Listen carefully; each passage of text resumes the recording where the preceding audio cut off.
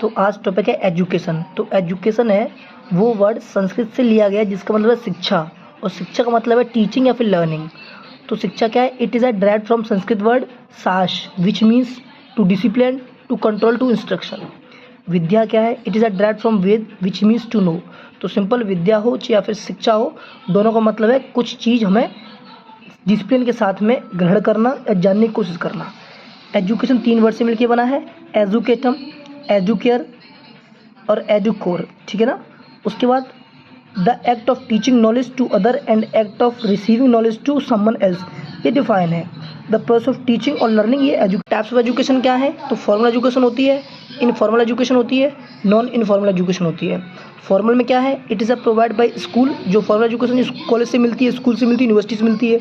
Teacher बताता है कुछ टेक्निक जिससे स्टूडेंट सीखते हैं और जिसमें सिलेबस के फॉर्मेट को कंप्लीट करके वो नॉलेज गेन करते हैं। इनफॉर्मल क्या है? It is a provide by radio, तो इनफॉर्मल तो रेडियो से मिलेगी, टीवी से मिलेगी, कंप्यूटर से मिलेगी। इसमें कोई फिक्स सिलेबस नहीं होता, कोई फिक्स टाइम नहीं होता, कोई फिक्स प्लेस नहीं होती है।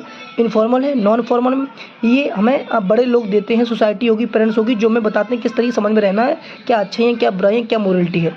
कॉन्सेप्ट क्या है? एजुकेशन एक कंटिन्यूस प्रोसेस है और कभी खत्म नहीं होती है। एजुकेशन एक डायनामिक प्रोसेस है।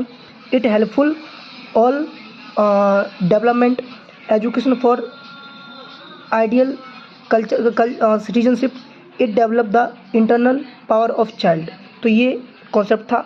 से हमारा एजुकेशन का टाइप्स और कॉन्सेप्ट खत्म होता है, और ये यहाँ डिफाइन और इंट्रोडक्शन खत्म होती है। अगर आपको और बढ़ाना है तो बढ़ा सकते हैं कि वाई एजुकेशन इज़ इम्पोर्टेंट, अगर शॉर्ट नोट आता है तो और बढ़ा सकते हैं what is the barrier of education, या फिर इस तरीके से आप 5 नंबर में एजुकेशन के बारे में लिख सकते हैं।